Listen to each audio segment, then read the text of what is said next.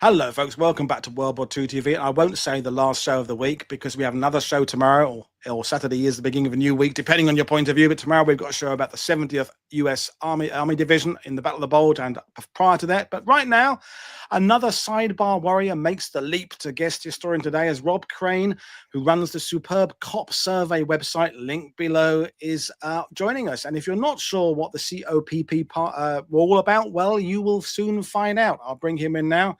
Good evening, Rob. How are you today? I'm pretty good. Thank you, Paul. How are you? I'm good. So, yeah, another one who's made that leap, that sidebar warrior to guest, following the likes of David and the Susan and Scott and all those other people who've done it. Norma. No pressure on me. So, yeah, no pressure. So, I mean, people who haven't seen your website, the COPP, you have a personal connection. So before we get into today's, that's your whole reason for doing this is because of your grandfather, isn't it? Yeah, that's right. I mean, I'm not a historian by trade or by job.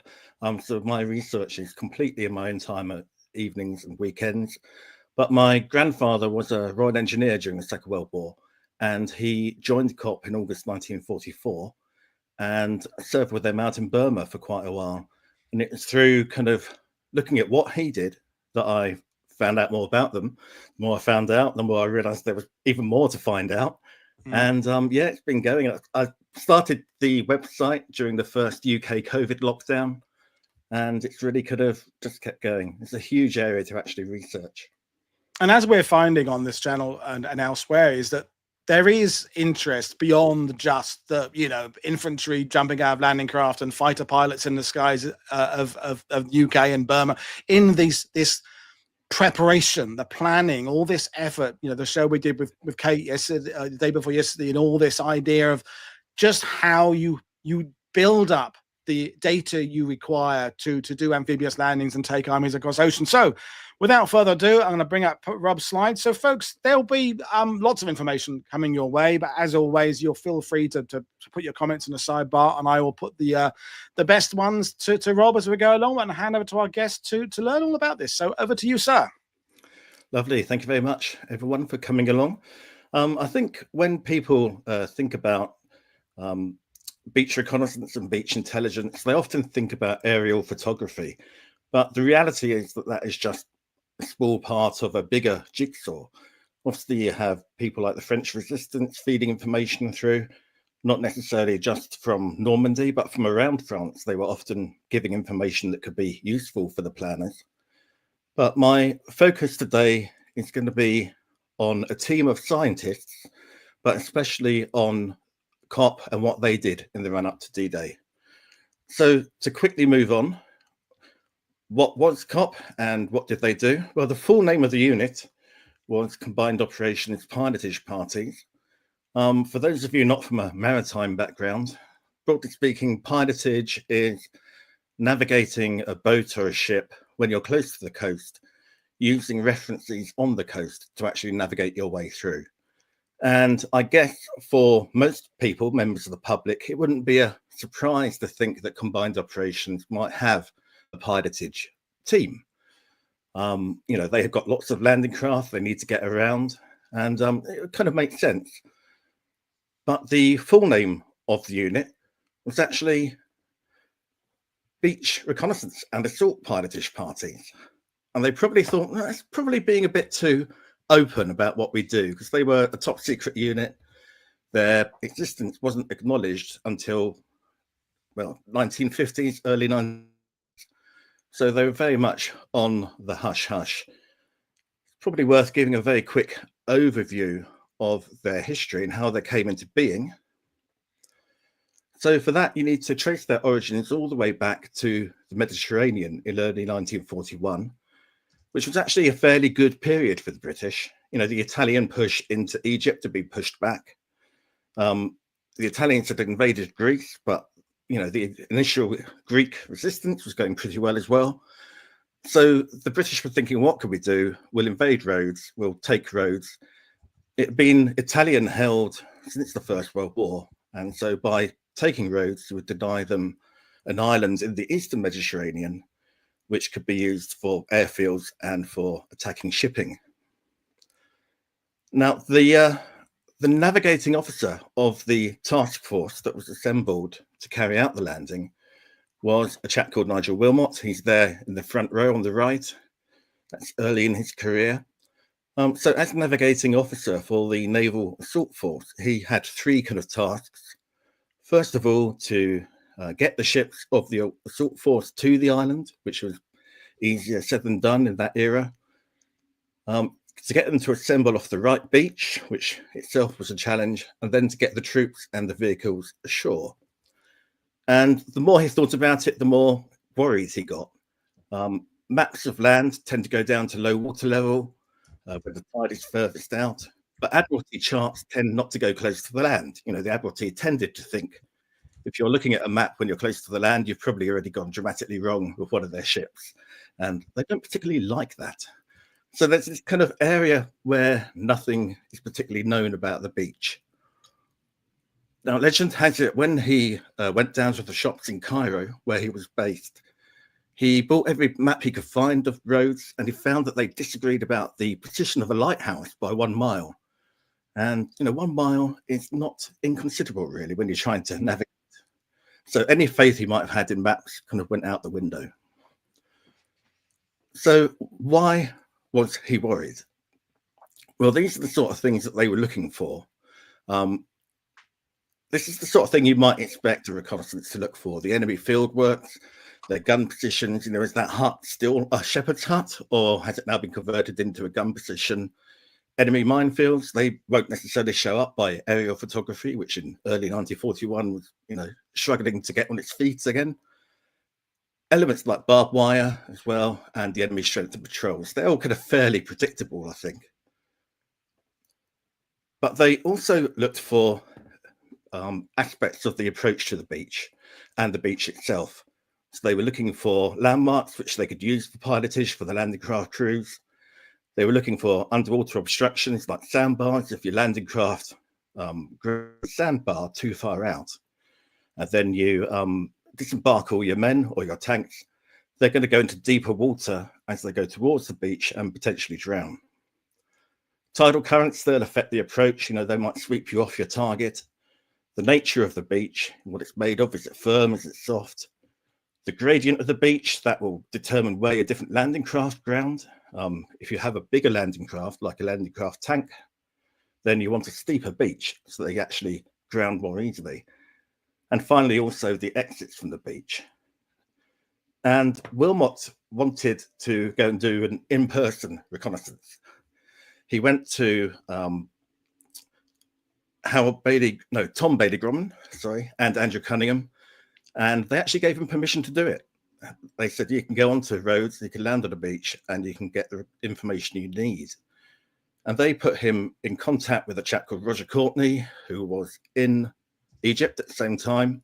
He had been responsible for founding the special boat section, which was going to take part in the landings on roads. And he was more than keen to help Wilmot do his reconnaissance. So they went out in the submarine HMS Triumph, landed 3 times or 3 nights, and they gathered a lot of useful information about the beaches there, like an offshore sandbar. And they found that the northern tip of the island, where armored fighting vehicles were meant to land, that would have been totally unsuitable, the beach there for them. So it was useful, but then the landings were cancelled. The task force got sent to Greece instead to evacuate the troops from Greece. Wilmot recommended a beach reconnaissance unit be set up, but it wasn't until November 1942 that actually happened. And by then, well, let me start again. Each team was about 10 men, mainly Royal Navy, but also had Royal Engineers in them as well. And by the time of the Quebec Conference in Canada in August 1943, which approved Normandy as the landing point, COPP had already been involved in Operation Torch in Algeria, Husky in Sicily, and they were just getting ready to do Avalanche in Salerno. By the way, that building in the background there in the photo, that's one of the beaches which he landed on. The building on the left, the kind of sandy coloured one, was the headquarters for the Italian forces and the Axis at the time. I'm just while you've got that slide on there, Rob, it's interesting that how many times we've said it is in 41, 40, 41, 42, all the various, what we would now call special forces units, all connect. The SBS connects to the SAS, that connects to the Army Commandos, that connects to the Royal Marine Commandos, that connects to COPP. And then as the war progresses, although they have this sort of same, like a family tree, they kind of, the branches then separate, although they still maintain these connections. So I can imagine when people like yourself researching COPP or Damien Lewis researching SAS, there are areas where the boundaries of your research become a bit, okay, so this guy, he's connected with, do I go down a rabbit hole of investigating him? At what point does his path kind of separate from COPP? Because it's not a neat package, any of these things. There's the overlaps always there. It's like when you talk to David O'Keefe about Dieppe, is that kind of a problem, kind of keeping a cap on COPP, so to speak? Yeah, it really is a problem. Yeah, there are so many rabbit holes you could go down. For example, when Wilmot was training with Courtney to do this reconnaissance, they were actually based at Cabrit, which is exactly where the SAS were based at the time. And Wilmot talked with David Stirling quite a bit, I believe, about kind of how do you avoid detection by a sentry, for example. And David Stirling was apparently very encouraging. No, you can do it pretty easily if you're careful. Okay, so on to the Quebec conference, which was held partly to approve Normandy as a landing point. The initial plans have been prepared by Frederick Morgan, who was the Cossack, the Chief of Staff to the Supreme Allied Commander. And the target date at that point was the 1st of May, 1944. That's the date he had to work towards. And at that time, he was working with the idea of 3 divisions and 3 beaches. But there were kind of criteria which immediately cut down the options. It had to be within fighter range, which immediately narrowed it down to Cherbourg Peninsula, Lower Normandy, or Pas-de-Calais. I'm sure people know this pretty well. Pas-de-Calais was almost immediately ruled out, so that left just the Cherbourg Peninsula and Lower Normandy. But there were other geological requirements too. They needed access to fresh water, so that they could drill down boreholes and actually bring up water for the men, which is something, pretty obvious really, but I'd never thought about it until I started looking into all this sort of stuff.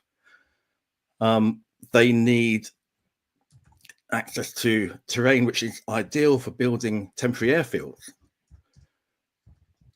And they also need access to quarries so that they can actually get the rock which they'll need to build the airfields and to repair all the roads.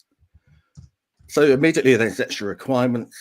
And it's actually a geologist who was attached to 21st Army Group, a chap called Bill King, who pointed out the Cherbourg Peninsula was too rocky. If you try and land there, you might actually land there, okay, but you've got really limited opportunity for building temporary airfields. So really, according to Bill King, it was only Normandy that would do the job. And it's surprisingly flat when you get inland. That's the site there of one of the temporary airfields. So it was ideal. And while I'm talking about Bill King, I should just do a quick book promo. And up your big screen. This is There we go. a fantastic book. The Geology of the D-Day Landing into Normandy by the Geologists Association. It's like a kind of travel guide to Normandy, but with a geological bent. So if you're keen on it, you can get that through the Geologists Association. Oh, I'm gonna go back for that one. That's right up my street. Yeah. It used a whole load of words which go straight over my head. Yeah, well, if I go over your head, they'll go over my head even higher. Never mind. Yeah, it's one of the many things I'm learning bit by bit. But anyway, the initial beach evaluation work had already been done early in the war. The ISTD looked at all the coast of France, even down to southern France. They were looking at this time. If you look at Operation Dragoon, they were often using maps which have been prepared at this stage. And if you look at this map here, they've got different codes for different parts of beach: orange for a sandy beach, blue for a shingle beach, and black for a rocky beach. And the length of the line coming out from the coast indicates their appraisal of the gradient of the beach. The longer it is, the more shallow the beach is. So if you look at the Normandy beaches, which were actually eventually used, you've got Beach 44. They've got numbering from the planning stage here rather than kind of code names or anything like that. Beach 44 is Sand Beach at high water. Beach 45 from Courcelles to Arromanches, and Scald and a bit of Juno. That, again, that's sandy at high water. And then what became Omaha Beach, Beach 46, that's shingle. And that might surprise a few people who have been to Omaha and seen this lovely kind of expanse of sand. But at that period, yeah, a lot of the back of the beach was actually shingle. Even a lot less shingle these days. Yeah, a lot of it removed. Even the seawall, which was there, is still there. That had shingle at the bottom of it to kind of help protect it from the waves and stuff like that. So there was actually a lot of shingle there. So Morgan advocated landing on these beaches, and the Quebec conference approved it, and detailed planning could actually start. But COPP were immediately out of the blocks with their planning. Literally the day after the Quebec conference finished, they were having their first meeting.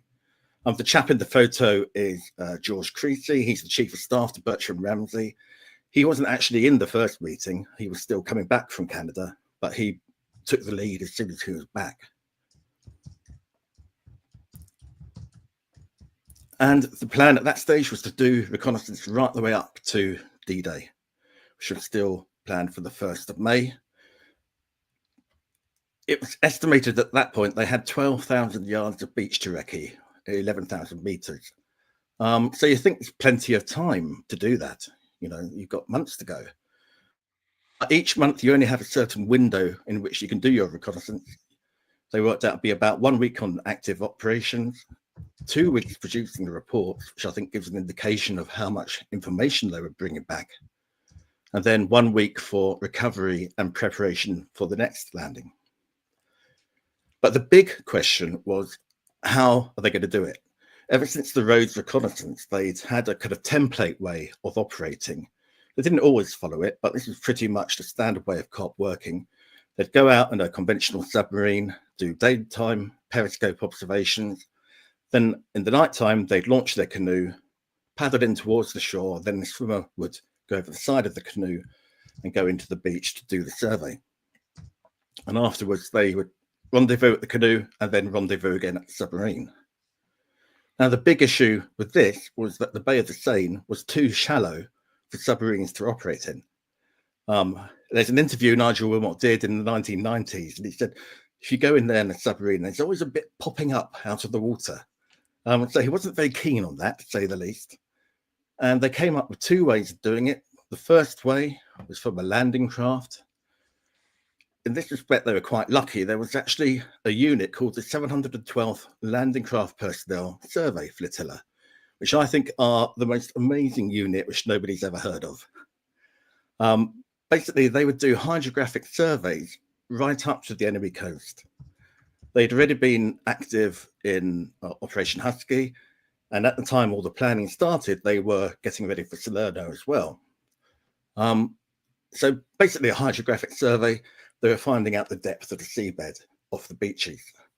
For D-Day itself, they were earmarked to do the surveys for the Mulberry Harbours. There'd be nothing more embarrassing if you sank a block ship than to see it sink completely beneath the waves. So you need to know how tall your block ship needs to be to make sure it actually works as a breakwater. So the idea of using a landing craft, you'd be out and back in 1 night over to France. The drawback of it was that you couldn't do any daytime observations. The other method they came up with is the one which most people kind of get excited about, is the X-craft. Now, they weren't yet widely known about. Operation Source, the attack on Tirpitz, Scharnhorst and Lutzow, that took place in September 1943. But Nigel Wilmot had heard about them, and the advantage was that you could stay off the coast for multiple days. You could carry out daytime periscope observations and then go ashore on more than 1 night to actually kind of get much more done on 1 trip across. Ordinarily, an X-craft would have a crew of 4, and they were pretty kind of cozy. But for reconnaissance and COPP, it would actually need a crew of 5, 3 COPP men, 2 swimmers to go ashore and a backup, and therefore only 2 X-craft crew, which meant that they would have to do training to actually operate. The COPP men would have to do training to operate the X-craft as well. It's actually quite good timing. The next batch of 6 X-craft was about to start being constructed. They were all built by traditional engineering companies inland and then transported by rail to the coast. So what you see here on the left is X-21 in the yard at Broadbent, and on the right is their yard, which is right in the middle of Huddersfield. Not really where you'd imagine people to be building a submarine. So initially 4 were planned to be built. The first 2 were delivered, X-20 and X-22, in mid-November, but then they actually scaled everything back and they thought, we don't need X-21, we don't need X-22.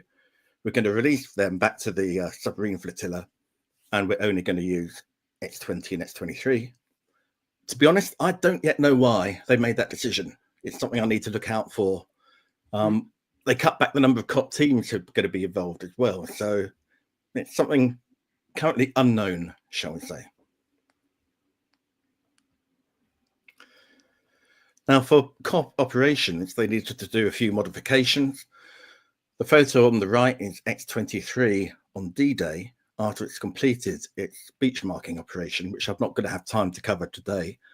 But the main one was all the extra men on board and the extra supplies, the extra COPP equipment. They needed more buoyancy.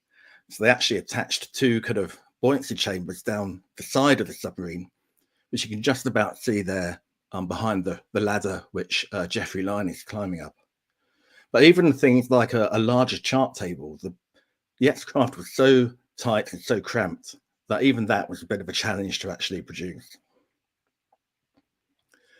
And all these changes in demands, I find this quite amusing. It led the people who worked for the engineering companies seem to have been very proud to have been involved, but also incredibly frustrated at all the changes that were coming through from the Admiralty. And I love this little kind of ode, or whatever you called it, that they produced. The first paragraph is, "O haughty and ever-changing Admiralty, ruler of all our trades and knowing none, have mercy upon us miserable engineers." I think it's just an expression of their frustration at all the changes they had to make. So to give you an idea of how cramped the X-craft was, I've already mentioned they usually had a crew of 4, and for COPP operations, they'd have a crew of 5. They'd actually been designed originally for a crew of 3, so they were already pretty tight. The photo on the left there is X-21 being lifted out of Broadbent, and that's her crew on the casing. They weren't involved in any COPP operations, but that gives you an idea of the size of them. And on the right, there's another man in X-25, again, not used in COPP operations. He's at the dive planes, I believe it is. And you couldn't stand up in them. You know, if you were very short, there was one little area where you could just about stand up. But I think it's fair to say that Stephen Marchant and Richard Osman would not have made ideal personnel in World War II. Yeah, well, they could have left the hatch open. Doors, yeah. They could have left the hatch open. They could have had their head out, and they could have navigated that way, maybe. But they were really horrible things to live in. You know, they had condensation all over the place because you've got the cold of the water outside, the heat of your breath inside. They actually had to have a hairdryer with them just to try and keep all the electrical equipment dry. Oh. Yeah. They had the labels they had on the tins of food, they would fall off. So half the time you didn't know what you were going to eat. And if you look at that the photo on the right, he's got a pot at his feet. That is what they called a glue pot. And that is what they did all the cooking in, all the heating. If you wanted a coffee, you have to put it in there. I thought you were going to go another way with that. Well, I won't go on about the toilet situation. That was even more horrendous, believe me. But, you know, you wouldn't know what you were getting. If you could be having a nice cup of hot chocolate or something, and suddenly a sausage skin would float into your mouth or something like that. So rather them than me, that's for sure.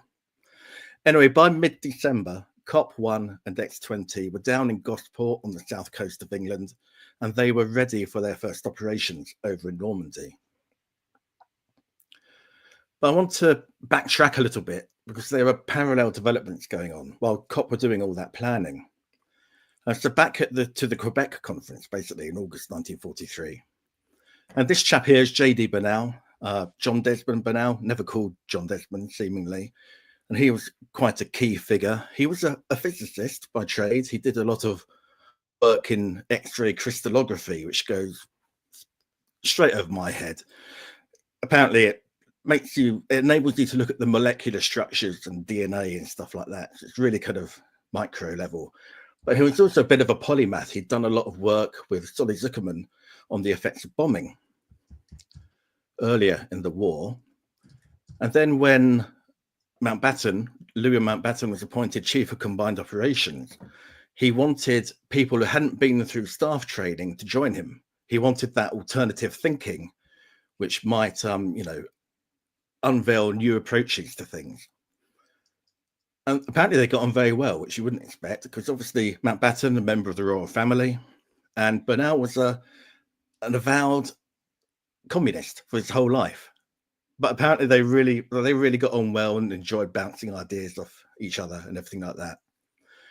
When Mountbatten went to Quebec for the conference, he took Bernal with him. Bernal had been working on the Mulberry Harbour breakwaters and on the Habakkuk ice aircraft carriers. So he was over there ostensibly for that reason. But as soon as he heard that the landings were going to take place in Normandy, he recalled a holiday there before the war, when he had gone into the water, and as he was swimming, he felt peat beneath his feet. And that immediately rang alarm bells. Basically, why does it matter? If a beach is made from material that's too soft, it won't take the weight of any heavy equipment moving across it, and the assault will literally become bogged down on the beach. And that's something which had happened during Operation Torch in North Africa. Some of the beachings were just so soft that they really struggled to get material off the beach. And to be fair, it wasn't only Bernal who had worries. There was a Royal Navy planner attached to Cossack who was an amateur botanist, and he remembered a holiday when he'd seen plants that only grow in wet and saturated ground. So immediately he was there as well, saying, it sounds like this could be very wet terrain over in Normandy. And if it is, we might have a problem. We might have peat and we might have clay.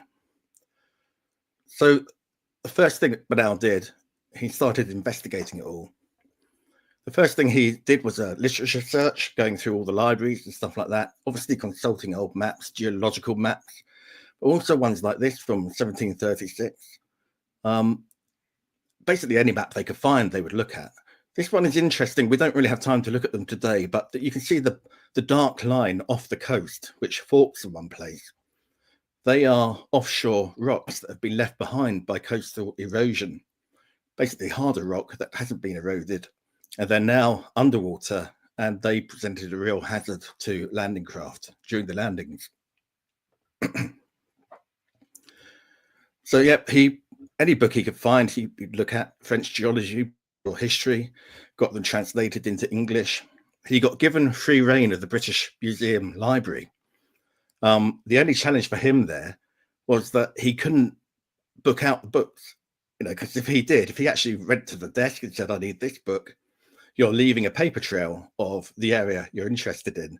So he had to remember exactly where he'd got each book from and go and put it back in the same place. I was going to ask you about the fact that the minute this is started, there's the balance of the risk and reward in that you want to find out information about where you're going to be landing an invasion force, but you don't want to in any way alert the enemy or anybody who shouldn't know about it that you are going into a particular area. So how is there some single person involved in charge of security of this? Because, if you're Bernal or somebody, you think, well, hang on, I know someone who did a study of, I don't know, sea lions laying, using beaches or I better go and contact them. The more people you start saying, well, I'm interested in beaches in France, the more you're running that risk of working out. So how is security organized? That's a really good question. And to be honest, I don't know. I know that when Bernal was first appointed to combined operations, he wanted to bring another expert in to join him. And this other person didn't get security clearance. And they could have said, oh, why hasn't he got through security vetting? And they said, well, he's known to associate with a communist, so we can't possibly have him. And they said, well, which communist? And they said, oh, J.D. Bernal. So Yeah, because he knew one of the Bernal, good he was ones. denied Yeah, the yeah. opportunity to go work for Bernal. So very bizarre.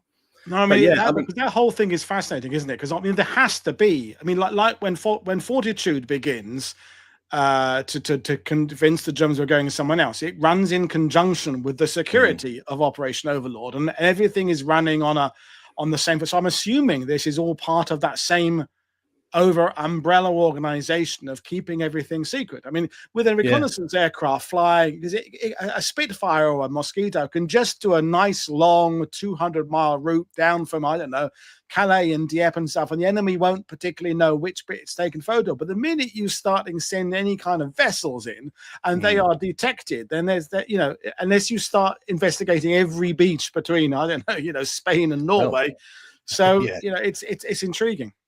We'll come on to that a little bit later on. There were kind of cover raids, which took place in other parts of the French coast. But cool. At this stage, you know, apparently they even had contact with French resistance people in Caen, which apparently has quite a prominent geology department at the university. And legend has it that they managed to smuggle out from France a Roman survey of fuel sources, which they had compiled when they had the empire, the Roman Empire. And it was found they used to farm peat in Normandy for fuel. You know, they burned the peat which they dug up.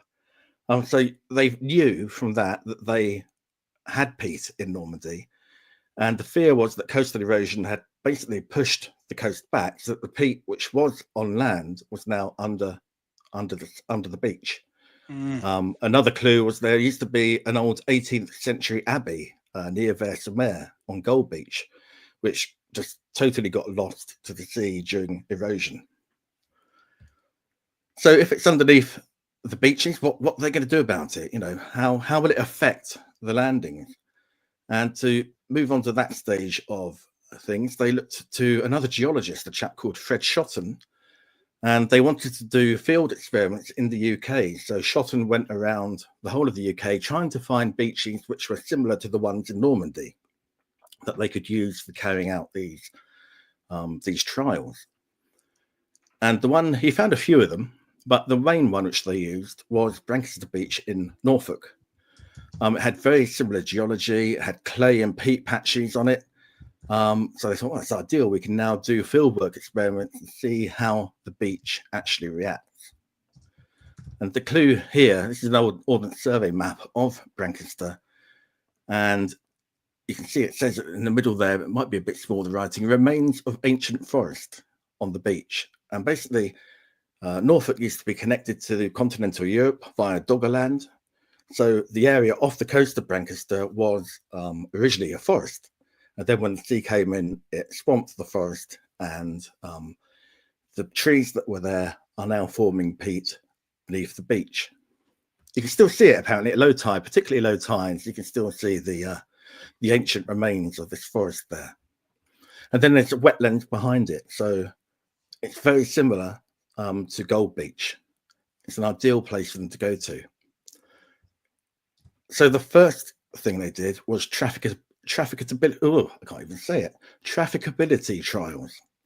Basically, when they drove different types of vehicle up and down over the beach to see how many times it could get through before it would bog down in the sand. If you look, so again, it's quite small to see. The top left corner of the little sheet of paper there, that is where they did these trials. It's right by what is now RSPB Titchwell, the bird sanctuary. I love that kind of juxtaposition of peaceful birds and wartime research. But they found out from doing these trafficability trials, still can't say it, the depths of sand over the clay that you needed to have in order for vehicles to make it safely over the beach. Now, Bernal said that the peat itself wasn't an issue, but The issue comes from the clay that's alongside it. Again, this is touching into an area where I've been self-taught, but pigments from decomposing plant material, and it likes bogs and marshes and wetlands, and clay forms from sediments which build up in slow-moving water. So they kind of both arise from the same sort of conditions.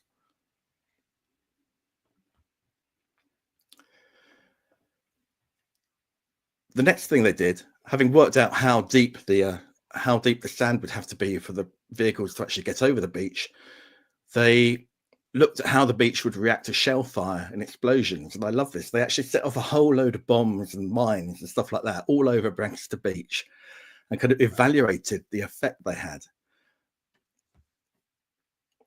Basically, when it was in a clay area, it left a clay lip to the crater, and that lip would actually last after a number of tides had been over. So this graphic here is where they did the trials. And this is 48 hours after they set off the mines after 4 tides, and only the craters that have a clay lip still survive. And just to explain what I mean by that, this is a diagram they produced. Hang on a moment. There we go. The clay kind of forms a lip, which then is through the sand. When the waves come in, it doesn't erode the clay, and so the crater remains. And it's a real obstacle to vehicles getting over the beach. They actually came up with an idea. Could we drop bombs on the Normandy beach? And then we can see the craters in successive aerial reconnaissance trips. If the craters are still there after 4 tides, then we know they've got a clay lip, and we know that there's dodgy terrain underneath the beach. But the final thing which Brancaster was used for at this stage was a COPP demonstration. Bernal knew about COPP. I think he sometimes pretended that he didn't, just to maintain security. But they were apparently a bit skeptical that COPP could go onto an enemy-held beach, take viable soil samples, plot accurately where they'd taken them from, and avoid detection while they were doing it. So they set COPP a challenge to come down to Brancaster Beach. They put sentries at the back of the beach to act as lookouts, and they said, right, go on, prove to us that you can do it. And they did. The samples they took were viable for testing, plotted accurately, and they did it all without being detected. Just a little diversion. One of the chaps who was at this trial was a gentleman called Kenworthy Schofield, who's the chap on the front of that Morris Dancing album. It's the only photo first of him mention of Morris Dancing on World War II TV. It's 1,700 episodes in, and that well, bastion of English culture has finally come up. He's Kenworthy Schofield. He was a big soil scientist. Now, traditionally, accounts say that they took the samples to be tested at the British Geological Survey. But the fact that Kenworthy Schofield was here made me think, did they actually go somewhere else, to a place called the Rothamsted Experimental Station, which actually isn't military at all. It's like a farming experimental station. And were they tested there? And I had recently contact with somebody who used to work there, who joined them in 1968. And according to him, he was told when he started, yes, they did go to the Rothamsted Experimental Station. But there are rumors that these samples still exist somewhere. Whether that's true or not, I don't know. But if we got any soil scientists watching and they know where they went, please get in touch. Yeah. So the end result of all this kind of research was a going map like this. This is mainly focusing on the areas inland. The areas which would be suspect and bad for trafficability are marked in red, just to orientate people. We've got Vers-sur-Mer there, so Gold Beach is directly north of there. Then to the right, we have Courcelles-sur-Mer as well. The area which they were most worried about was right by Gold Beach, Exit 5, as it was called then. And that's kind of right by the exit at Vers-sur-Mer today. The next dodgy place, second in the list of priorities, was Exit 4. over near Courcelles-sur-Mer. Again, that's easy to find today. They put up a very subtle little marker. It might be unconnected, I'm not sure, but it's very handy for finding where it was. And the third priority area was at Le Hamel. Did I say that right? Or Le Hamel, yeah. Le Hamel, okay. And again, that's easy to locate. It's right by where the eastern boundary of the Mulberry Harbour went in, and it's right by WN37. So at the end of December 1943, these three areas, COPP1 and X-20, are getting ready to go over to Normandy and look at these areas when suddenly the brakes get put on. You're not going over. You're not doing it from an X-craft. And again, it's not entirely clear why, but this might have had something to do with it. The first landing craft trips had actually been done over Christmas in 1943. You've got two men from COPP6, Don Amer, he's on the right there, and highlighted by the arrow, and Peter Wild on the left, highlighted by the arrow. The photo's actually taken after D-Day on the beach. They went ashore when they shouldn't have done. But on these two operations, no COPP man actually went ashore. But they had a few kind of problems. They went over, they got over by the landing craft flotilla. And they were right by exit 4 where they were doing their work. Just a reminder, that's where exit 4 is. You've got Courcelles-sur-Mer to the right of it. The first time they went over on Operation Belpush Able, the landing craft had a whole load of technical issues. They only managed to do one line of soundings. So they went back just a couple of days afterwards for Belpush Baker and managed to do a few more. Now, the first one of those, there was no intention for Amer and Wild to land. It was more kind of a familiarization thing for them. And the second one, they were hoping to land, and they took a canoe over as well. They were thinking we'll paddle ashore in the canoe. But they thought when they got there, actually, land conditions aren't quite right. You know, we're going to struggle to actually reunite with the landing craft afterwards. So they didn't go ashore. But word about the fact that this team had gone over must have got out. Oh, I should also say, as they were leaving Courcelles-sur-Mer after Belpush Baker, they must have been detected ashore because a load of flares were sent up at Courcelles-sur-Mer.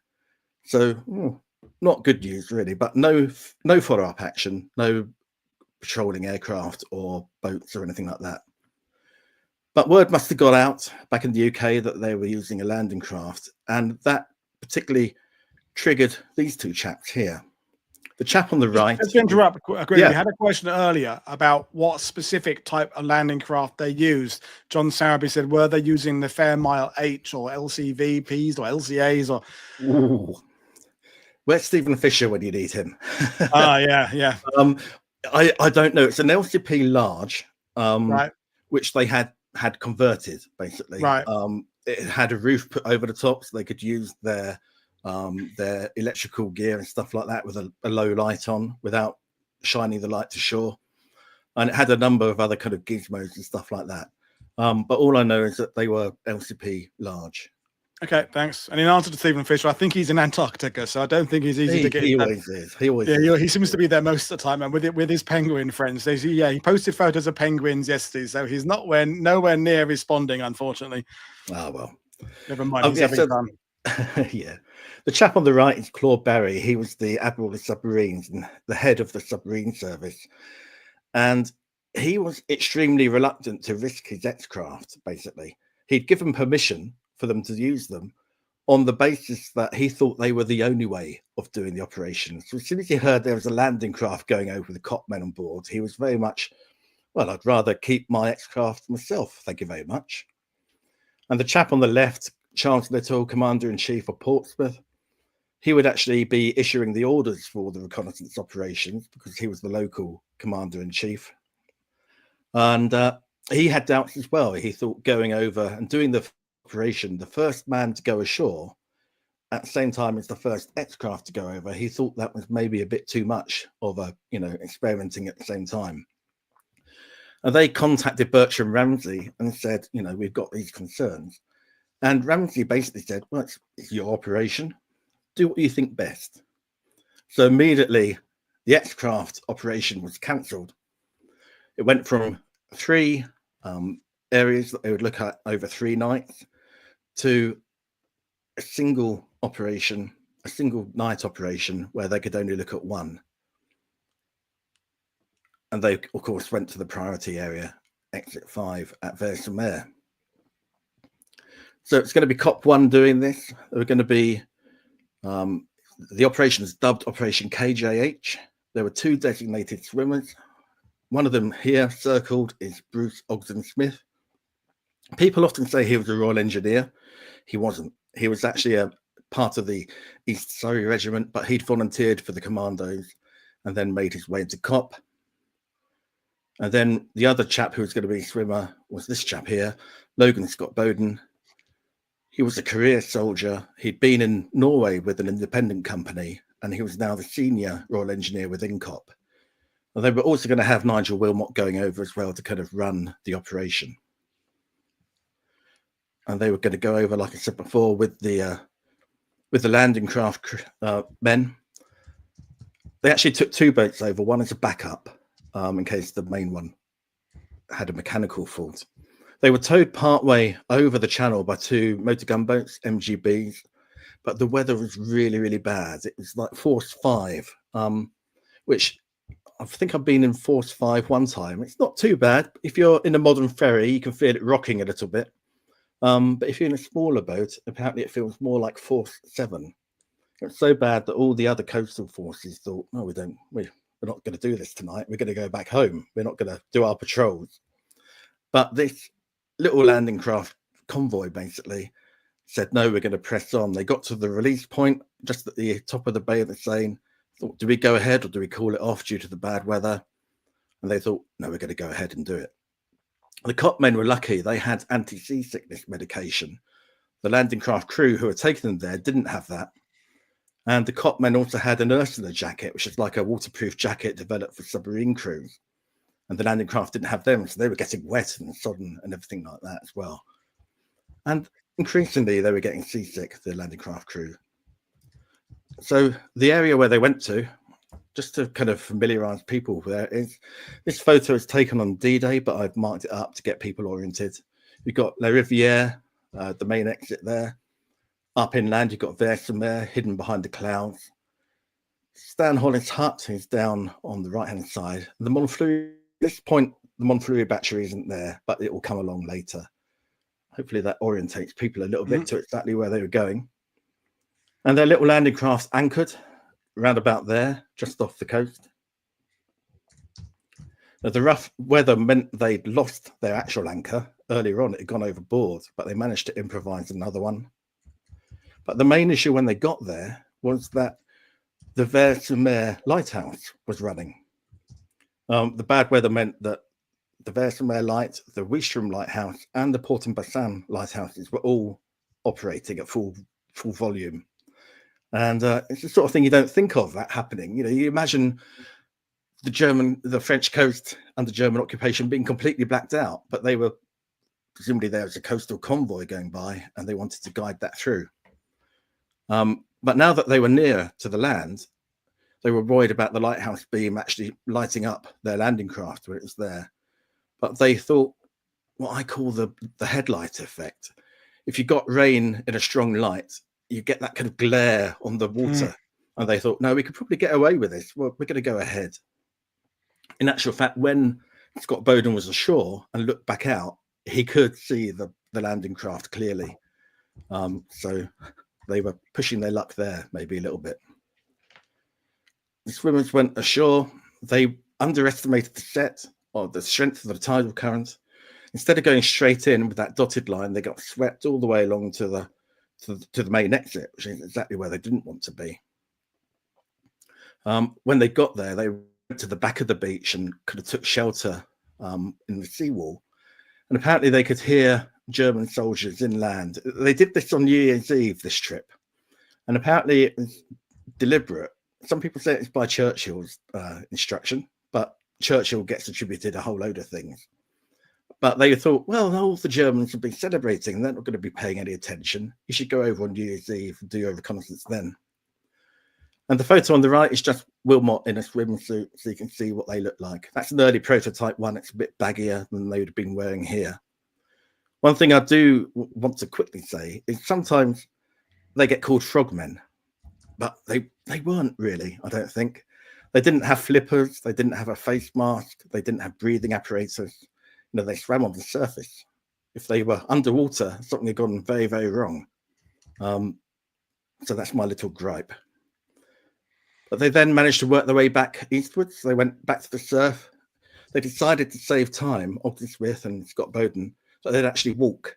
Rather than kind of crawl along the beach, they'd actually stand up or walk in the surf. Every time the lighthouse beam came around, they'd throw themselves to the ground and avoid detection that way. And eventually they got to the area circled there in yellow, which is where they were going to do the recce. It kind of sounds a bit tame in a way.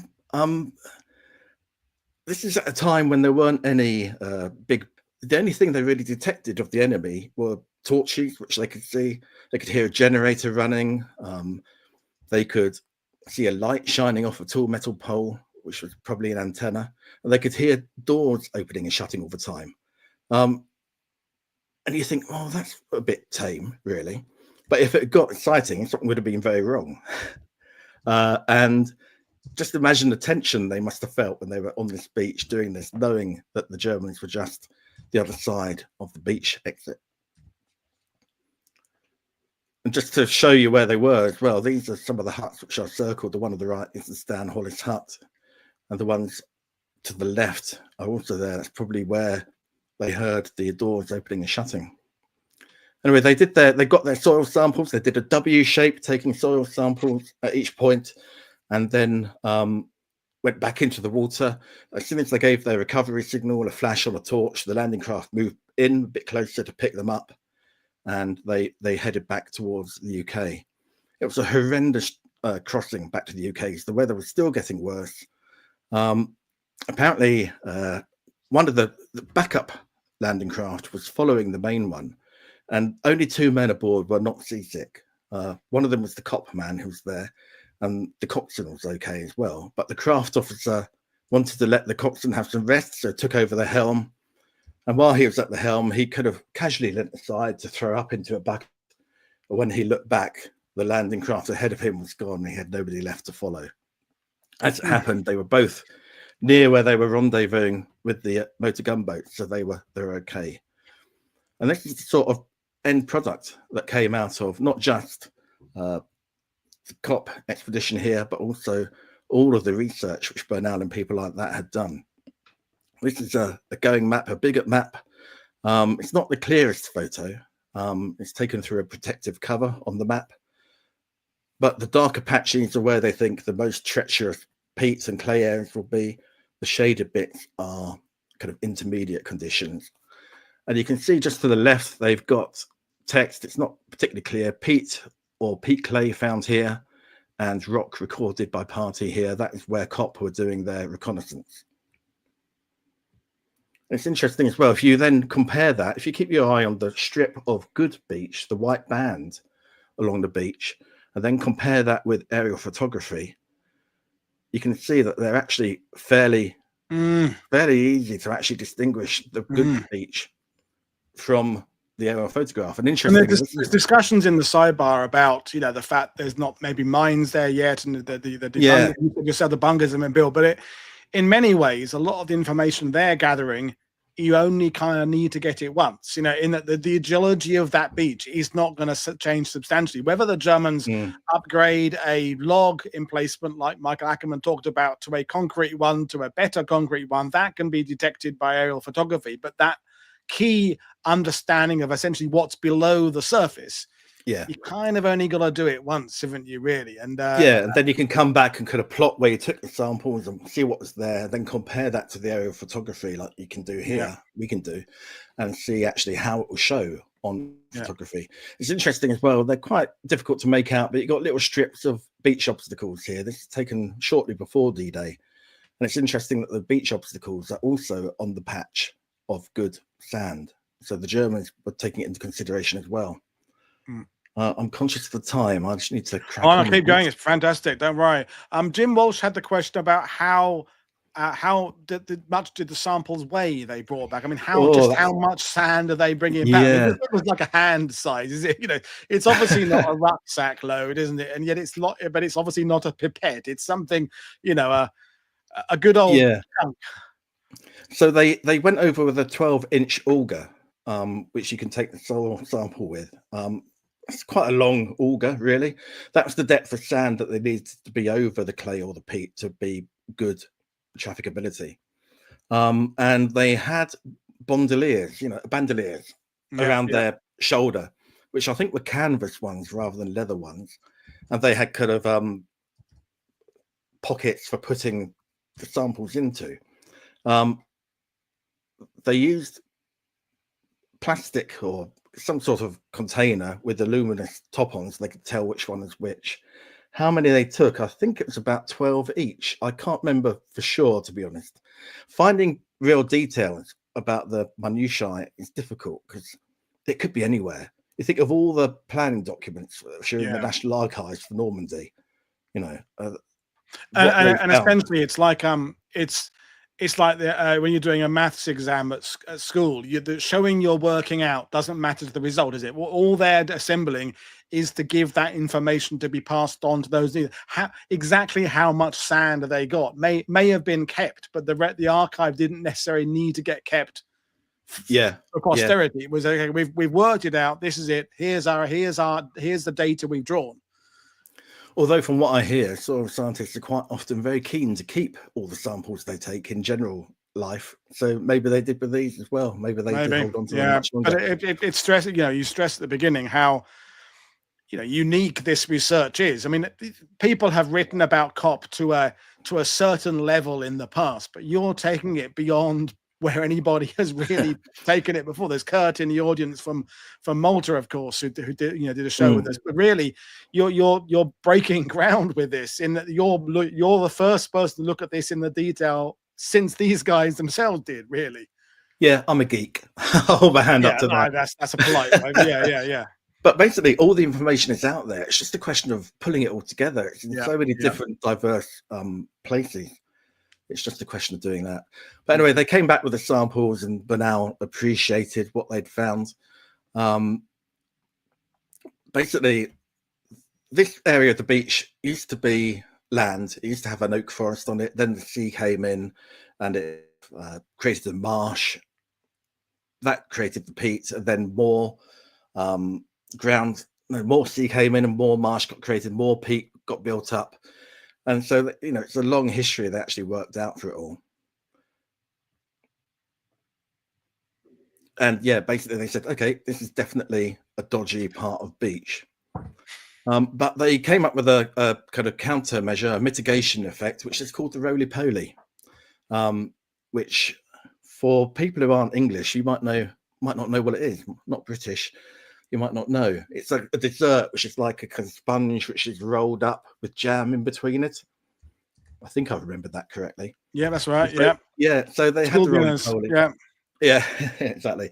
They attached it to the front of the landing craft tanks, which were going to Gold Beach. They only used them at Gold Beach. And this is something which Bernal recommended after the Brancaster trials. Basically, it's an LCT version of a carpet layer funny. It would be attached to the front of the LCT. The lead tank would push it out as they disembark from the LCT. And that would then help mitigate against soft ground. It's a great idea. It was a complete and utter faff in Normandy because the bad weather, the rough weather, the rough seas meant that as soon as this matting got into the water, it got tugged off to the side by the current. And it's actually more of a hindrance than a help on D-Day. But yeah, it shows that they were actually trying to do something about it. But Bernal actually went over to Normandy on D+1, which is quite early. He was in disguise as a Royal Navy officer, which apparently amused him quite a lot. And it's fair to say that he was not very impressed with what he saw on Gold Beach. This is an excerpt from his diary. Don't bother reading all of it, but He was really quite angry, it seemed. I'm never sufficiently ruthless and effective to force other people to believe that I am right and to act accordingly.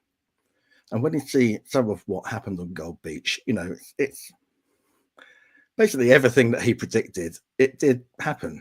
You've got a tank there which is bogged down in peat, a lorry on the right, bogged in clay under shingle,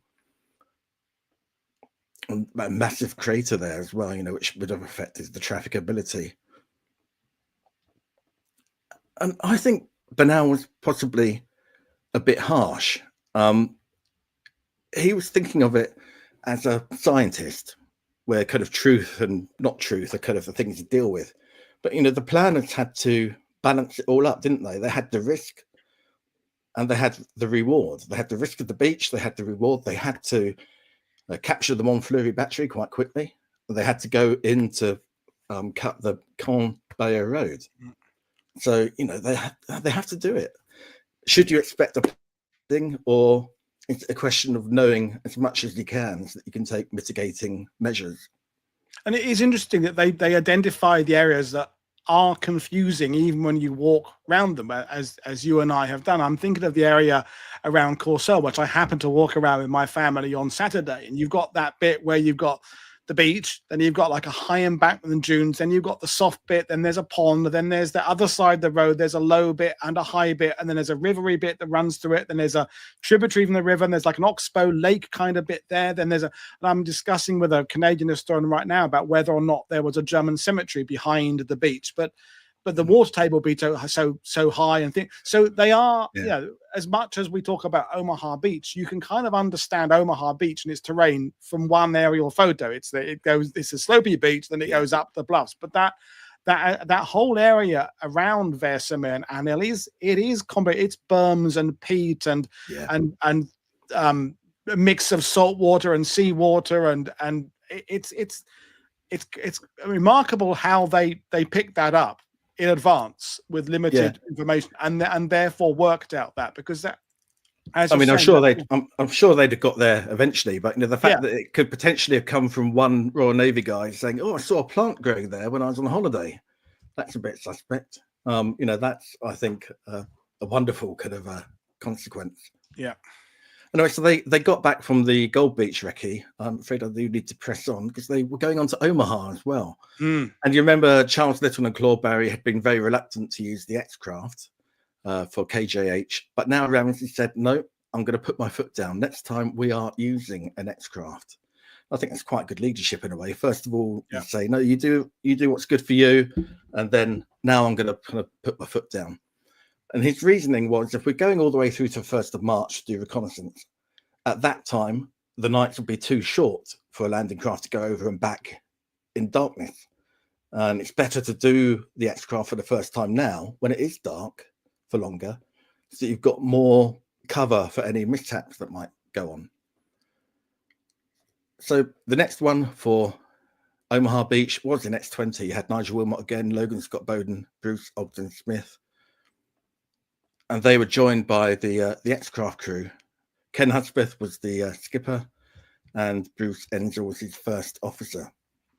Enzer and Hudspeth had both been involved in Operation Source, the attack on Tirpitz, Scharnhorst, and Lutzow. In fact, if you know the film Above Us the Waves, and the Navy officer who has the jumper, that's based on Ken Hudspeth. He was that character. His sub never actually got all the way into the attack area because it had all the mechanical faults and he had to come back. Anyway, the planets had far fewer concerns about Omaha Beach from a kind of soil point of view. And the reason for that is it was a constructive beach with sand being deposited rather than an erosion one. And this is Michael Ackerman watching by any chance? He's not, no. Oh, it's just as well, because he's about to get very jealous of my artwork skills. This is a modern photo of Omaha Beach, obviously, looking westwards. Many hundreds, thousands of years ago, it looked a bit more like this. Oh. The what is now the bluffs was actually cliff edge being eroded backwards. being eroded southwards, and you had the occasional rockfall, which if you go to the Normandy coast now, you can see the cliff areas. They often have kind of rockfalls happening there. So basically the same thing had been happening here. And the rivers that created the bluffs, the exits, you can see them just coming in there. I think that's a wonderful bit of artwork, don't you? It is. No, it's thank you. Yeah, no, it does what it's supposed to do. It's good. Yeah. But the main point here is Point de la Percée, which is in the distance there, which is a bit of harder ground, which resisted the erosion a bit more and created a headland. What that meant was that the tidal current here, the dominant tidal current, is coming from west to east. In other words, it's coming towards us, kind of following that yellow line. And Point de la Percée created an area of comparatively calm water. And anyone who did geography at school will probably be able to predict what happens when you've got that sort of situation. A spit of land starts to form, and it comes out from Point de la Percée. This is, by the way, is all based on what Bernal said and my interpretation of it. So I'm not making it up entirely. And eventually the spit grew and it filled in. And there you are. You have Omaha Beach. Wow. No, I meant that. That sounded a bit sarcastic. That was. I meant that genuinely.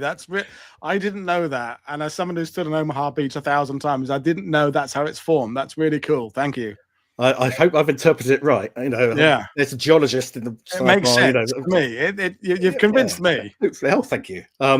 But for the planner's point of view, this was good news because any peat which had been left behind by the erosion previously is now have what's technically called a shitload of sand dumped on top of it. And so you're much more reassured that there's going to be enough sand that any peat which is there won't be such an issue.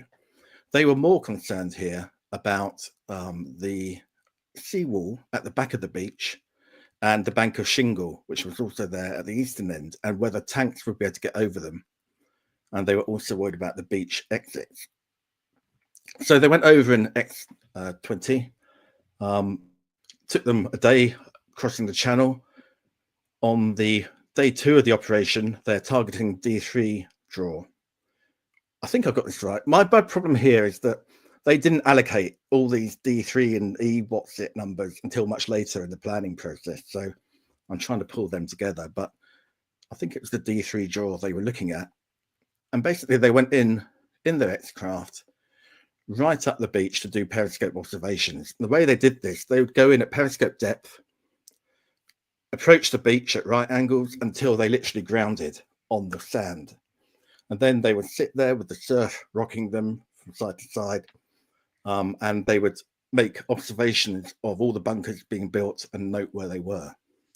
Anyone who's a submariner, you crave deep water. Because if you've got deep water, you can escape, you can dive, you can seek sanctuary. To be off an enemy coast, sat on the beach in the surf, must have been, completely against everything they've been trained to do. Anyway, so they went in after 2 hours near this position. I've marked the position they were at there. Suddenly they came under fire from the shore. And they were like, oh, bloody hell, what's going on? But they realized the field of shot was quite wide. And they thought, are they actually shooting at us? It was just kind of rifle fire. It wasn't anything particularly heavy. And they thought, well, they haven't seen us, have they? They're just shooting out to sea. Somebody might have seen our periscope and thought, oh, there's an object there I can use as a target, but not realized it was actually a submarine. So it seemed to be just a regular practice shoot, but they thought, better safe than sorry. We'll go out to deeper water again, try again further east. But the weather in the meantime, it got worse. So they decided, no, we'll go out to deeper water and sit and recover and get ready for the first land operation, which when they went ashore, which was that evening. Again, they came into the coast after charging their battery. The intention was to land ashore where the crosshair is.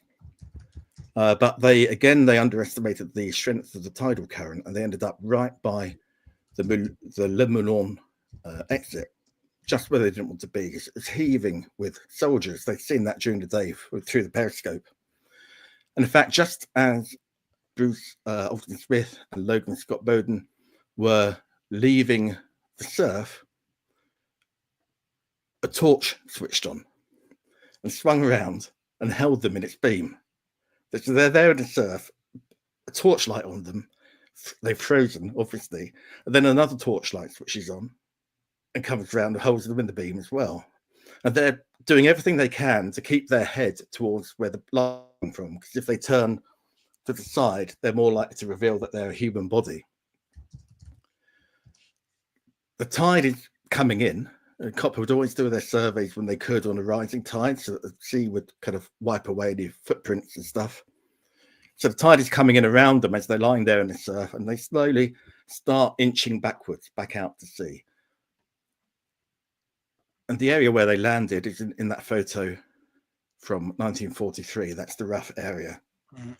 Now, why didn't the sentries investigate? Why did they just hold them in the torch and not do anything more? And they reckon it was because they were behind barbed wire. They were patrolling the back of the beach. They couldn't actually get down to the surf to check out what they'd seen. So that was a very close call for them. But the COPP men, they swam further west, back to where they'd intended to land.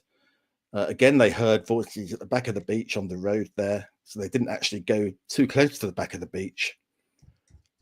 Visibility was actually pretty good, but the sentries had the bluffs behind them, so were kind of hidden by the darkness of the bluffs, whereas the COPP men had the lighter sand and sea behind them, and so they didn't want to get too close to the back of the beach if there were men there. But basically, it was good hard sand. There was no issues with the sand that they could find.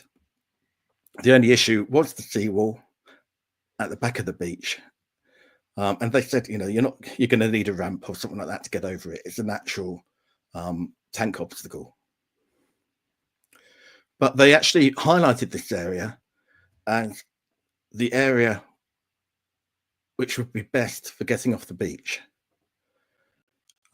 They said the bluff itself is not passable for any vehicles, but this area here, which I've highlighted in blue, is the most accessible point for infantry to leave the beach. And I think I'm right in saying, is that where Coater's Draw is? Yeah, well, but just slightly as we look at that photo, Coater's Draw is just to the left. In fact, it's the kind of that line that's coming up that joins the road above the O of Hamel O'Petri is about where Coater's Draw is. It's in the gap between houses, sort of. Yeah. So they were thinking along the kind of same kind of in the right area. Yeah. This is a photo of it from early in 1943. It is kind of the most gradual kind of slope you could find on the bluff. Mm. So yeah, they finished their recce on Omaha Beach there and went back out to X-23. The following day, they were looking further along to the east at E1 and E3 draws. And they came in at periscope depth again and beached at this location. For just people, the inland from there is where the American cemetery now is. So they were kind of right on the beach opposite that. And to give an idea of the sort of thing they were looking at, I really want to go through and map everything that they noted properly, but they noted this halfway up the ridge on the west side of the Le Requet Valley, a large emplacement, which I think has got to be WN65, which is here. Mm-hmm. And the benefit of doing the periscope observations from an X-craft is they were at sea level. So they were looking up at the gun emplacements. Any camouflage netting which had been put over them, they could actually see underneath.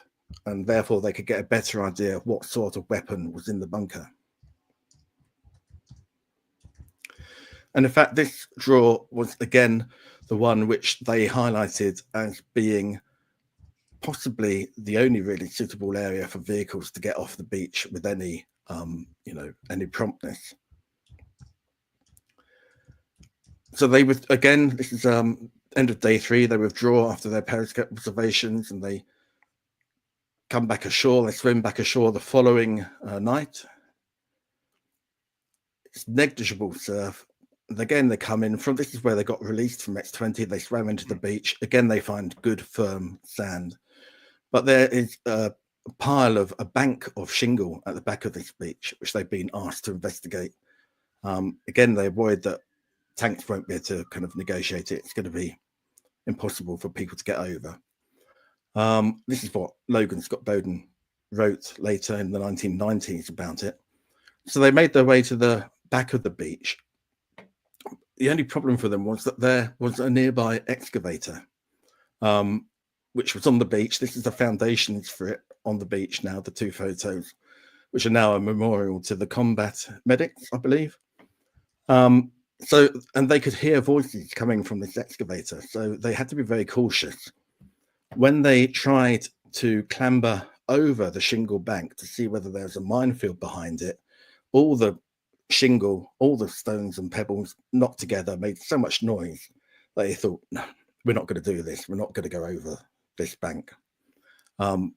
They just took a couple of stones each and then went back out to meet X-20.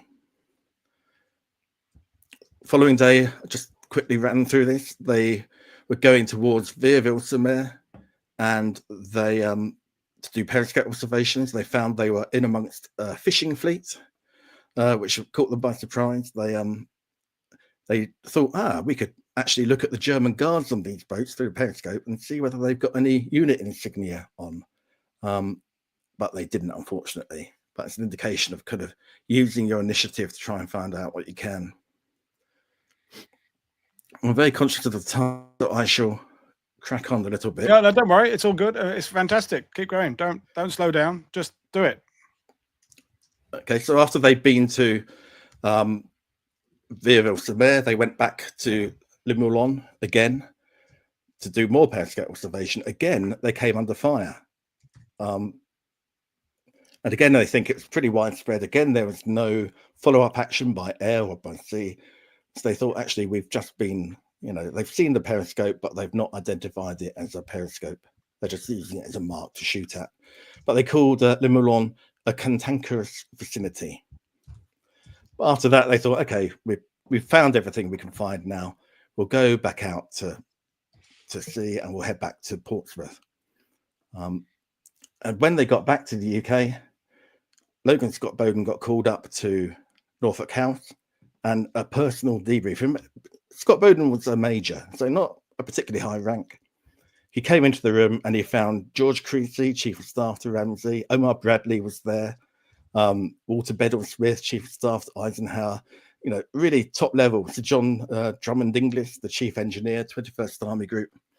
And he was like, oh my God, I've got to give a debrief to these chaps. But after he'd done that, apparently Bradley stayed behind with him to talk it through a bit more. And they were both from a farming background. Bradley grew up on a farm. Scott Bowden did as well.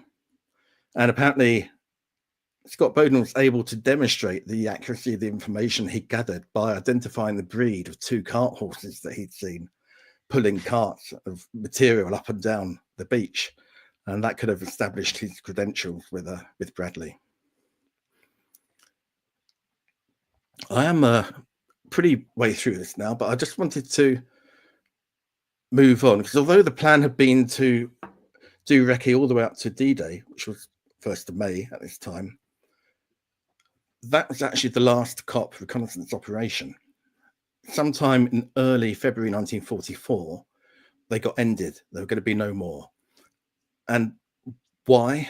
I don't know yet. I've not seen any definite evidence, but it's possible to take a rough guess. The 712th Landing Craft Flotilla, they had been attracting attention. We saw earlier, Belpush Baker, they fired flares from Courcelles-sur-Mer. And they'd actually just gone over again, right at the end of January. They'd done a survey of the western edge of Mulberry Bee, and again, flares had gone up. COPP themselves, they'd been attracting attention. They'd been caught in a torch. Who knows what the sentries thought they were, but they'd been caught in a torch. Maybe the firing from Le Moulin had been aimed at them. Maybe it wasn't. And maybe they thought, actually, by now we're pretty convinced that the scientists have done an accurate modeling of the beach. We don't need to go.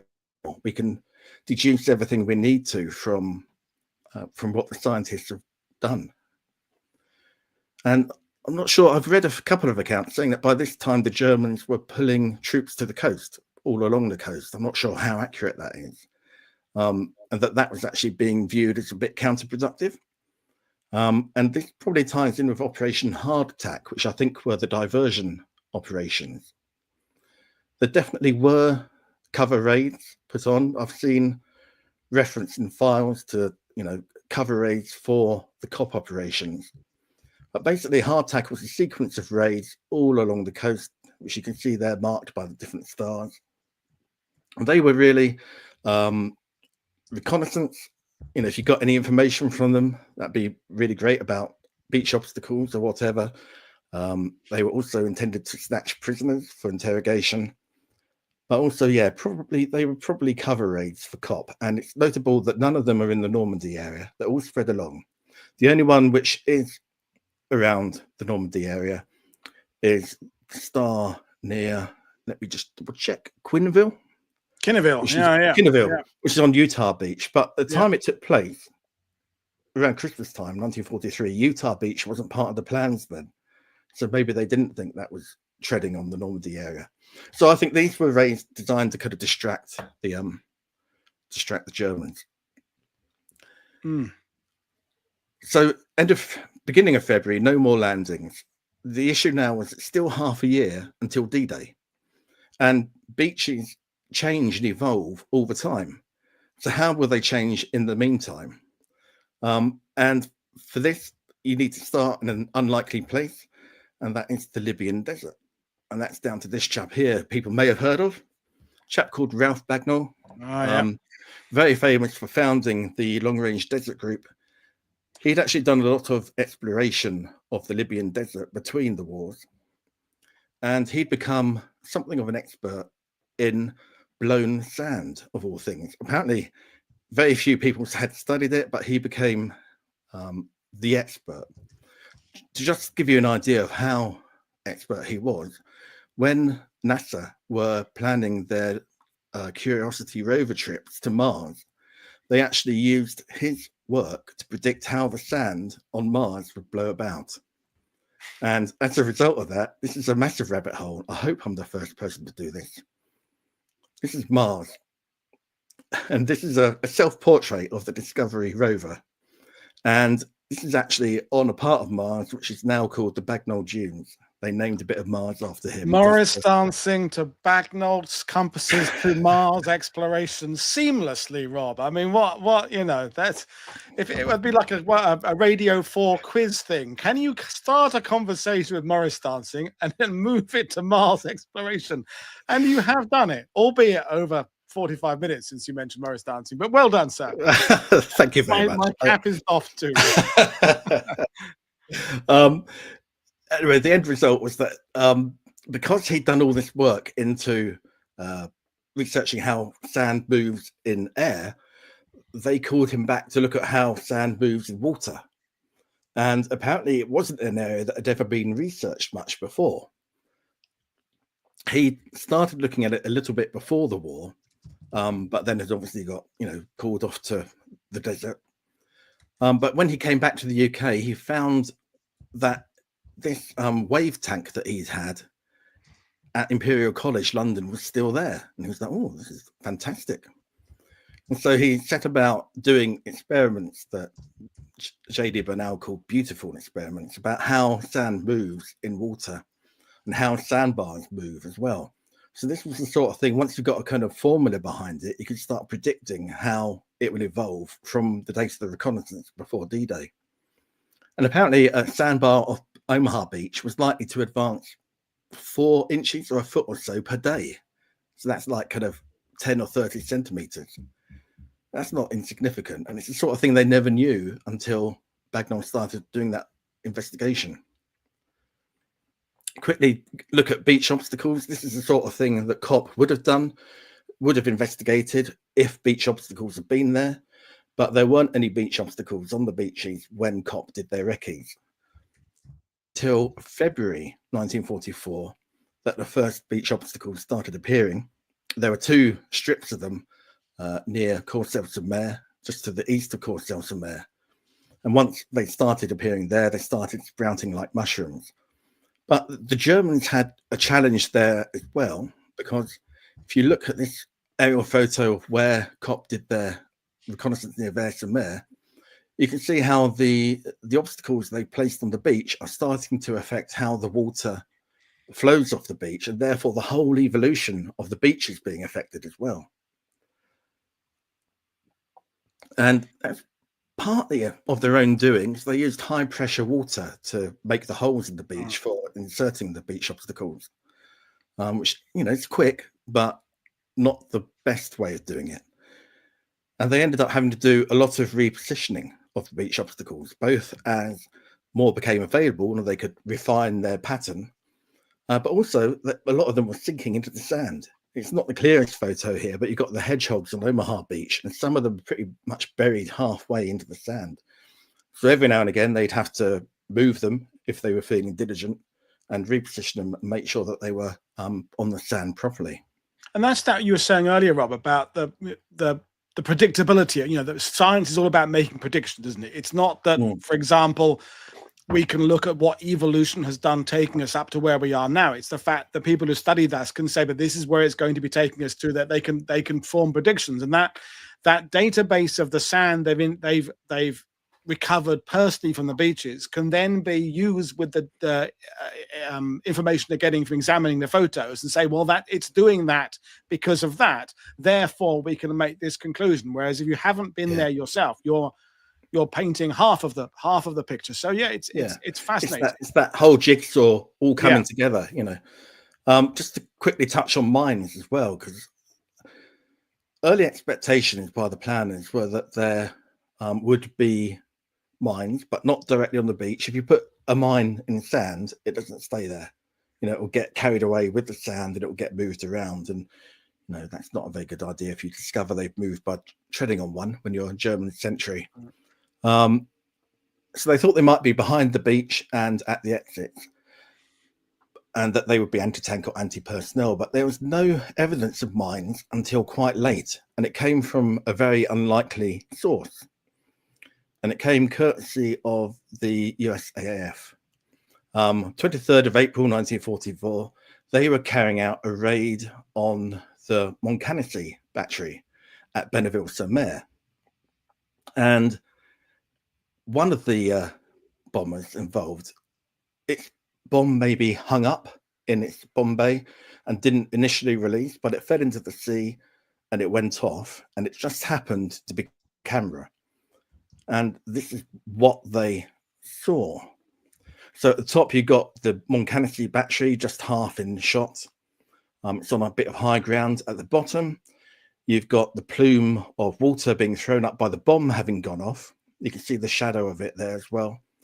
And when they got this, the photo interpretation people looked at the area inshore where you've got a pattern of smaller explosions throwing up water. And immediately they saw how regular that was. They were thinking, that's got to be mines. Surely that's mines on beach obstacles going off. And it just happened, just from that one bomb going into the water and going off, it set them off to investigate them. So this is 23rd of April, 1944. It's pretty close to D-Day by this time. They did follow up air recce around about the 7th of May. The date's not entirely clear. They did it between Dunkirk and Ostend, presumably to avoid drawing attention to Normandy. And they noticed, you know, these objects like this one here, again, not a particularly clear photo because of the speed of the aircraft, but you can see a stake with a bit of wood and then a block of a telemine attached to that block of wood. So they needed to find out more, but they didn't turn to COPP for that. They turned to other units instead.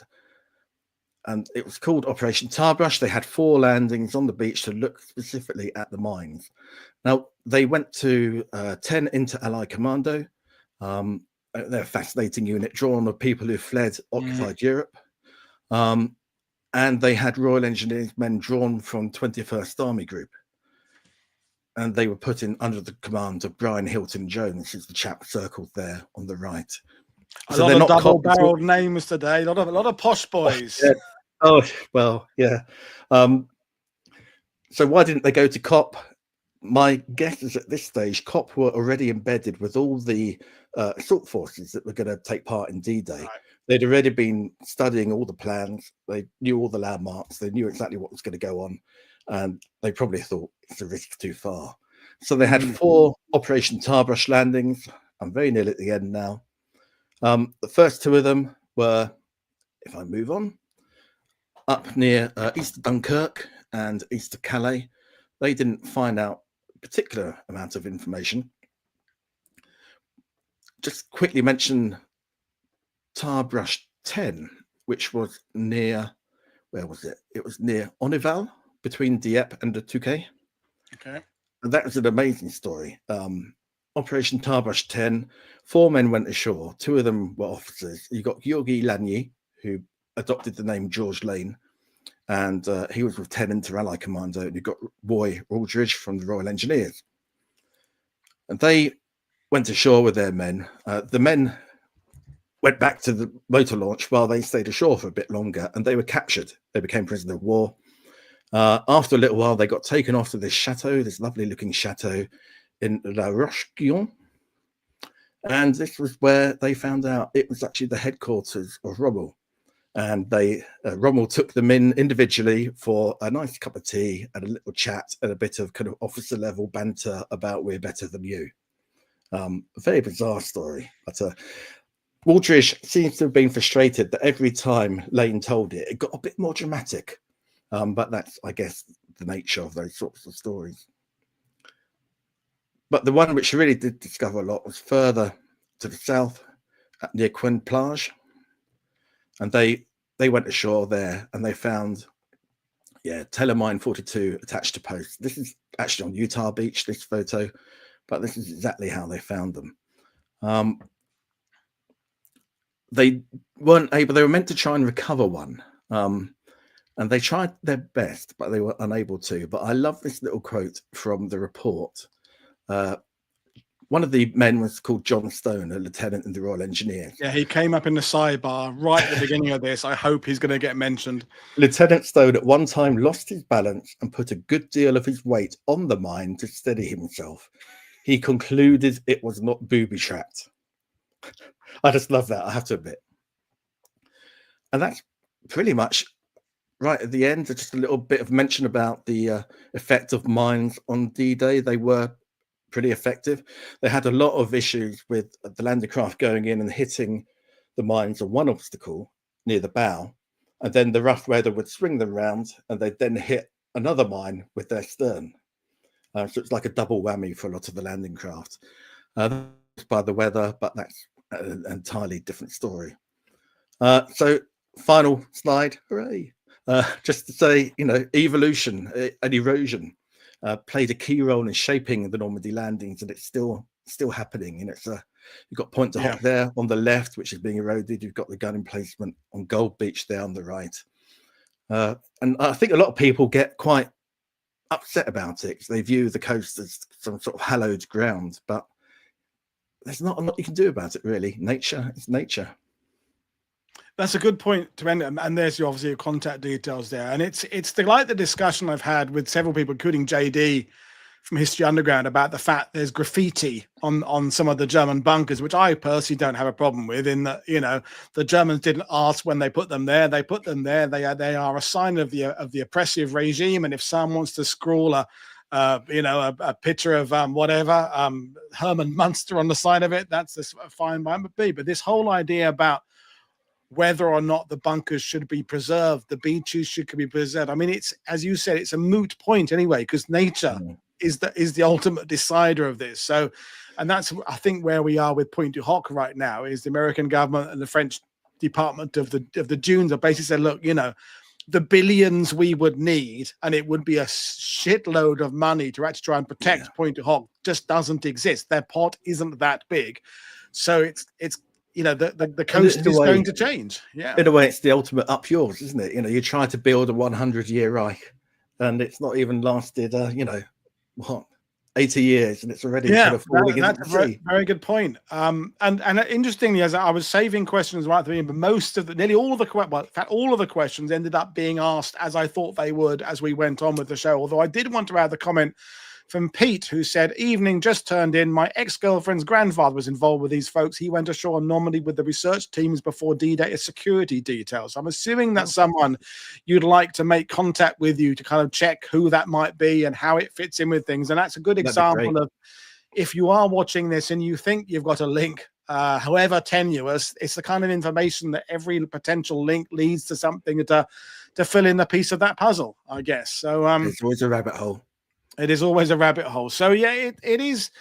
I'm always amazed, even though I know the Battle of Normandy, just how much preparation went in. And you often in a book, you'll just read that kind of throwaway line of, and they took samples of the sand earlier from that, and you go, yeah, okay. And you know they did, but to expand on that, and that's the aspect of what we do and James and Al do, is that every little factoid in a book can lead, as this one has, to an hour and a half, which we've only tapped into a part of the information. It's very granular, but I kind of, what I love about popping away, that wasn't deliberate, I wish it had been. Do like, you've got two men on a beach and they get back and they're immediately reporting to people who are making big strategic decisions about the war, people like Bradley and people like that. Yeah. So you've got that direct connection of the very granular and the big picture, and they're very closely connected in this instance. I think it was Gary August said right early on about whether there was any contingency plan if they found anything out to not go to Normandy, which of course there isn't. I mean, it's that Normandy has been decided. It's a question of finding issues and then finding a solution to that issue, or trying to offset that issue by some kind of preventative measures. But I mean, once the meeting has happened, they say Normandy is going to be where they come ashore. It's a question of, okay, the issue we're going to have here is this, you know, peat here, shingle there, and then addressing it. And it now, I'm going down a rabbit hole myself before we end things, is that we know that Operation Sea Lion, the German invasion of Britain, was just never going to work, because basically the Royal Navy would have come down from Jutland and blown 10 barrels of shit out of them in the Channel. But the Germans couldn't possibly have built up the database they would need and have needed on all this stuff together. You know, this is the Allies. By 1943, the tide has turned again. That's my pun this time in terms of the course of the war. But we need to know these details to maximize the chance of the Allied success on D-Day. And it's department after department after department. And Kate yesterday talked to us about the work of Commander Sears out in the Pacific Theater. These are the aces that the Allies are constantly playing. They've rigged the game. No wonder the Allies ended up winning. They have stacked the odds. They've put every preparation in place they possibly can. Talking of sea line, one of the photos I shared earlier on of Brancaster Beach, the vertical black and white air photograph of it, was actually taken by the Luftwaffe. So was Brancaster Beach an area they were thinking of landing if sea line had gone ahead? Would they have stumbled into exactly the same problems that the Allies were having to overcome in Normandy? Well, that's at the root of the whole Eagle has landed Jack Higgins thing, is that Germans always had their eyes on Norfolk, and that it was all part of, and that the Eagle has landed team was kind of a preemptive German COPP with a K, I guess it would be kind of reconnaissance. But yeah, we're going down a massive, great rabbit hole now. But Rob, everybody wishes you incredible success with the website, and keep on working on this. And clearly, there's enough information here for a book at the end of this, because it's just another aspect we need to get that granular. I'll carry on your pun information on, because it's filling in the gaps we didn't know. Lovely. Brilliant. So, folks, I'm back in tomorrow with a show about the Battle of the Bulge and the American 7th Division. So look forward to that. As always, click like and subscribe. And in this case, go and visit Rob's page, website, and get more information. But in the meantime, thanks, everybody. I'll see you all again tomorrow. Cheers. Bye.